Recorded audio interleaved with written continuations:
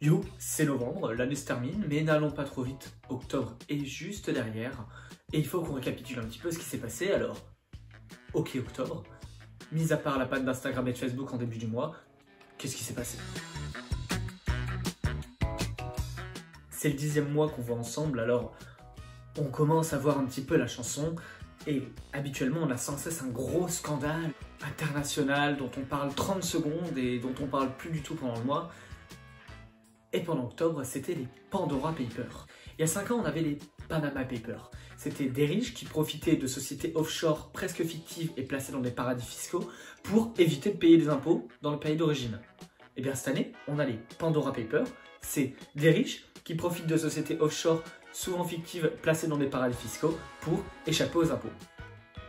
Alors tout ceci, on le sait grâce à une enquête gigantesque menée par 600 journalistes de 170 médias différents et de 117 pays qui ont épluché 11,9 millions de documents qui avaient fuité pour nous permettre donc de savoir que des personnalités, des politiques qui souvent nous tiennent des discours sur la loi, la règle et la lutte contre la corruption, eh bien, ont détourné des milliards. Et donc on compte par exemple le président du Kenya, le roi de Jordanie, l'ex-roi d'Espagne, l'ex-premier ministre Tony Blair ou les chanteuses Shakira et DSK. Donc le scandale économique c'est fait, on va maintenant passer au scandale écologique, c'est logique. Car oui, l'entreprise Total saurait depuis les années 90 que ses activités auraient un impact très néfaste sur la planète et bah les couilles. On sait aussi que Dubaï maintient une piste de ski artificielle dans une partie du globe où il fait très chaud à moins 2 degrés. Donc autant dire que bah, ça consomme. Et au fait, c'est acté, Coca-Cola serait l'entreprise qui pollue le plus dans le monde. Mais surtout, c'est nos petits gestes du quotidien qui comptent. Éteignez bien la lumière, coupez l'eau du robinet quand vous vous lavez les mains, triez vos déchets et mourrez de froid car les radiateurs, eh bien, ça tue les tortues. Et si on continue comme ça, si on continue à aller en jet privé à la COP26 et à faire des fausses promesses, mais surtout qu'on jette une petite pièce dans une fontaine à vœux, je suis sûr qu'on va s'en sortir d'un point de vue écologique. Non, on va pas s'en sortir, en fait, on va pas s'en sortir parce qu'en ce moment, tout augmente.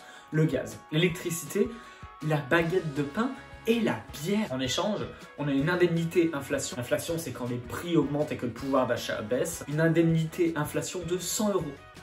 100 €, petit cadeau, tranquille. Mais 100 €, ça fait même pas 30 pintes. Ok, il nous faut un peu de calme, de quoi on peut parler? Non, on va pas parler des pédophiles de l'église et de leurs plus de 300 000 victimes, ça c'est pas un sujet positif. Non, le volcan qui crame les îles Canaries, c'est pas non plus une super bonne nouvelle. Allez, le Z-Event. Alors, attention aux apparences, le Z-Event n'a rien à voir avec Eric Zemmour. Non, le Z-Event c'est un événement caritatif organisé par le streamer Zerator qui a réuni justement 51 streamers. Les streamers, c'est des gens dont beaucoup se moquent parce qu'ils ne feraient que jouer à des jeux vidéo devant leur caméra. Et ensemble, toutes ces petites personnalités et le public qui a fait des dons ont réussi à mobiliser 10 millions d'euros pour Action contre la faim. Si avec ça, il y a encore un mec qui crève la dalle, comme tout mon récap, on va parler d'Europe avec la Pologne, qui voudrait peut-être bien se barrer, le Pologne-Exit, alors qu'on parle encore aujourd'hui du Brexit, avec notamment la France et le Royaume-Uni qui se bagarrent pour savoir si c'est ses poissons, ou mes poissons, ou nos poissons, ou vos poissons. Emmanuel Macron, lui, pendant ce temps, présente son plan 2030, où il va mobiliser 30 milliards d'euros pour une France plus écologique, plus développée, plus attractive, plus compétitive, plus européenne, plus autonome, mais aussi plus macroniste. Parce que tout ça, ça sent quand même un petit peu la campagne présidentielle du candidat Macron. Et ben on va pas faire plus long, je vous laisse tranquille, ok? Je vais pas vous parler de Castex qui a été voir le pape et qui lui a offert un maillot de Messi du PSG. On a fait le tour. On a fait le tour de ce qu'il était important de se rappeler pour octobre. Donc on se retrouve dans un mois. Courage pour ce mois de novembre. Dans 2 mois, c'est 2022. Bisous.